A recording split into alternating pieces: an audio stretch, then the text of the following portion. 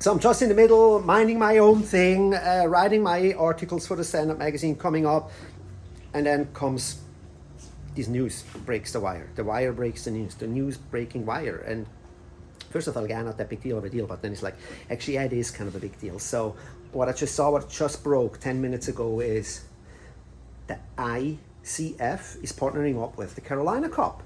And I'm like, oh wow, I did not see that one coming. That was a surprise. And then I'm thinking, like, did not just the APP Tour partner up with the Carolina Cup back in November? Wasn't that a qualifier or even a ranking race? And I'm thinking, wasn't the Carolina Cup kind of like a qualifier in the past? Wasn't it supposed to be a qualifier in the future? So I looked up the APP website and I didn't find anything actually, so maybe that could have been just my bad. That could have been wrong there. But generally the APP was kind of like on the Carolina Cup. And I'm like, oh wow, so now the ICF is coming in. How interesting, because, and I know that like the ICF and the APP, they probably don't coexist that well quite yet, although I know the APP is very much open there with the ICF, but APP is also in bed with the ISA, so therefore I'm not quite sure how that works out. So I'm thinking like, wow, this is an interesting development. The ICF is starting, and we knew that from earlier this year, they are starting like a World Cup ranking on their own, and they have 3 races in Europe. They're coming up with the ice race in Thun in May, and then there's one in Salzburg and Budapest, and now we have the Carolina Cup.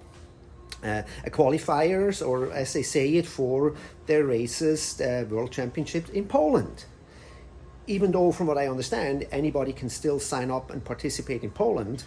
So I'm not quite sure where that is going. That is not very clear as of right now. So maybe they're just trying to do some proof of concept.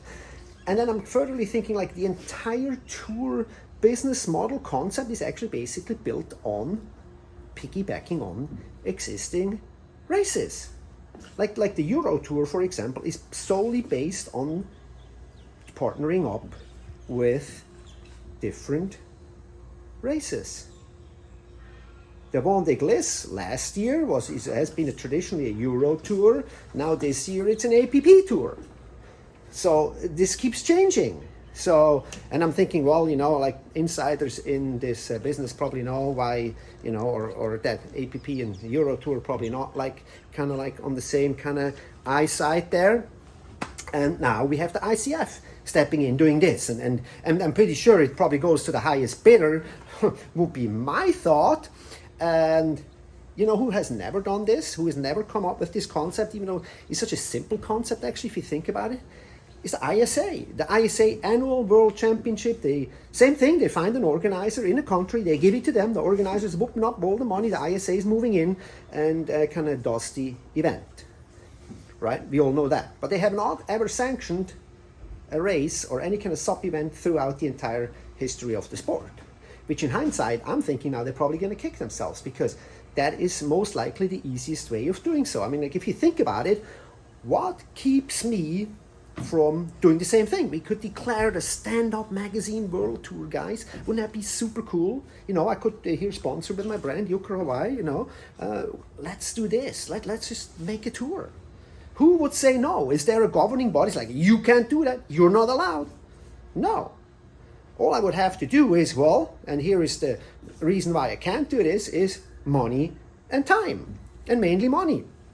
Because it takes a lot of money you have to move in with a team to kind of like promote the event, create the content, or capture the content is being created, so to speak, and you want to have a ranking system, and you want to whoop out some prize money. Do you think people show up if I just say, like, I could do it just for fun without anything? It's like, yeah, we're just going to start tracking these and these races, kind of like the sub-world ranking system, which I'm actually supporting very much so. But I could come up with the same, and I can do my own world ranking system. No, there's nobody there that says you can't do that. And at the end, like money walks, I guess, or bullshit talks. We don't know. We know a lot of similar things have happened. And you throw a lot of prize money at a race, and like anybody would show up if you go throw gargantuous money at some race. Like, yeah, sure, Carolina Cup, Stand-Up Magazine Cup, $50,000 for male and female winners. And then going down the podium, 50, 40, and 30. and you're whooping out $250,000, no problem. You know how many people would show up and say like, well, I'm going to dust off my race board, I'm going to train like heck, because for a chance to win this kind of money, I mean, hello. You know, evidently there's not enough money in the sport for that, but that's what I'm trying to say. That is my point.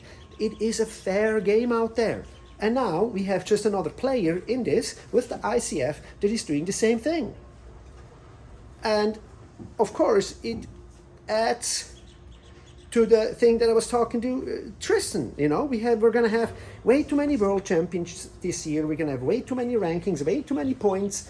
And this is all going to look at the end of the year when I'm going to make a list of how many world champions we have and who and where and how and what.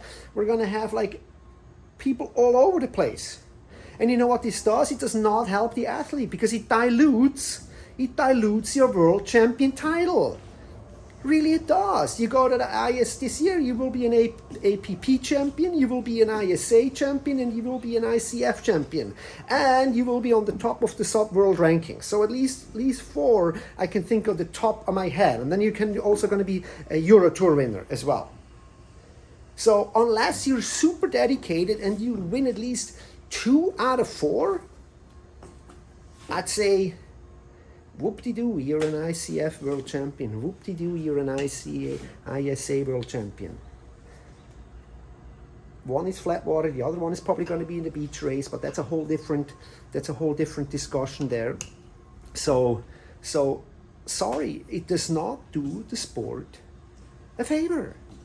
We have to come together and at least determine which one is the one for ourselves. Maybe some people are like, yeah, it's going to be the ISA, Puerto Rico, absolutely. But a lot of people look at it, no, we're going to be in Poland, man. Poland's the way. Or maybe the world ranking system, where there's like no given event. It's just like algorithms. So like, these are the top people that go there. This is how many people participate. This creates a value for the race, which always happens in the aftermath. Maybe that's going to be, to me, sounds kind of like that's going to be the closest to what used to be the sub-racer list. And maybe that's going to take over, because you really include everything. They just added the New Zealand state championships or country championships to that. And more people are jumping on with the sub-ranked world ranking system. And maybe that's going to be it. And all these tours, I don't know who's going to be the winner out of this. Hopefully the organizers are getting some good money out of it, because I know some organizations are paying, but some organizers are charging. I know that the Euro Tour is actually charging a pretty good amount of money for the races, for their name on the race. That's the business model. This tour's got to make some money somehow. So in the ICF part, I can probably think they're probably going to pay them to have their thing on it, just because they were the ones to get in. For an APP or a Euro Tour, they can just say like, look, we're going to make you a Euro Tour race, and it's going to cost you XYZ, and this is the service you're going to get along with it. So again, it's all in the business. And maybe at some point, someday, some stupid rich person will step in and just buy everybody out and say like, screw this, I'm just going to buy it out. You know how many sports leagues are owned by very, very wealthy people? And without those wealthy people, the sport would not have the platform they have, because it does not work with the sponsors. It's just not a profitable business. And that's not just in SUP. Thank you so much for listening to my rant and my thoughts. We'll see you in the next one.